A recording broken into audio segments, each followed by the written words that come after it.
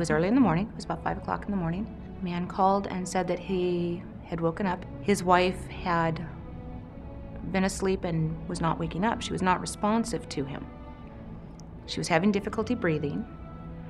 And so I got the call in. I got the basic information, got the call in, and got the ambulance and the fire department dispatched so that they would be en route as quickly as they could. As the call went along, she quit breathing.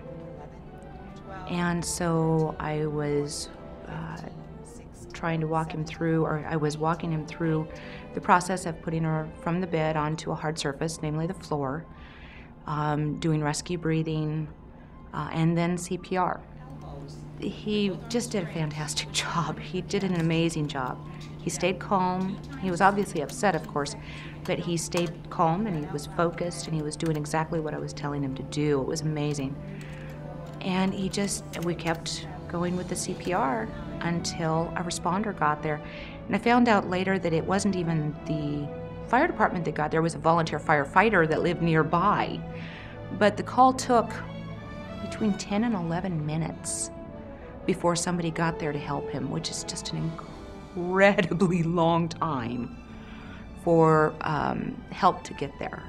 This past December, we had severe weather storms, severe for our area. We had snow and ice on the ground floor of the Willamette Valley for several days, weeks.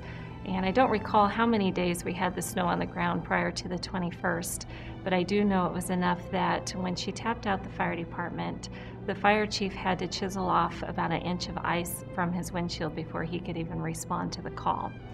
So not only do we have someone who's unconscious, not breathing, but we have weather conditions that are delaying a response.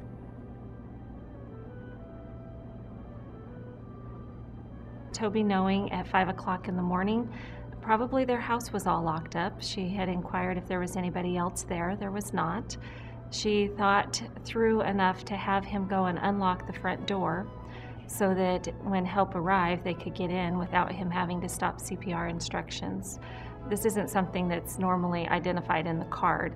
That's something that she had to think of on her own.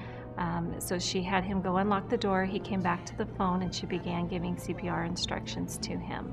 Well, as a dispatcher, I've got a lot of training.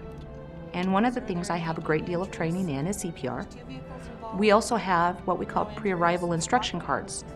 We're lucky in that ours are computerized, and so I am able to get to them directly on my computer screen. And so all of the information I need in order to give somebody CPR instructions is right there on the computer screen in front of me. Of course, I've done it a number of times too, so I know it, but everything is right there.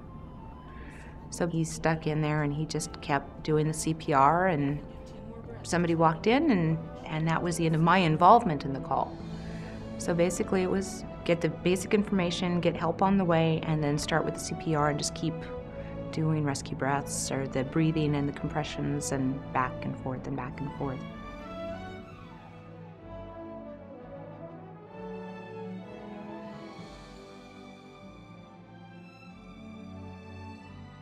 This is exactly what we train our dispatchers to do. It's not often that we give CPR instructions over the phone, and it's more of the norm that somebody doesn't make it, unfortunately. In this case, everything went right. A hero to me is somebody who is willing to go above and beyond the call of duty, whether it's at their employment or whether it's something that they're doing in the community or for others. And Tobey did that.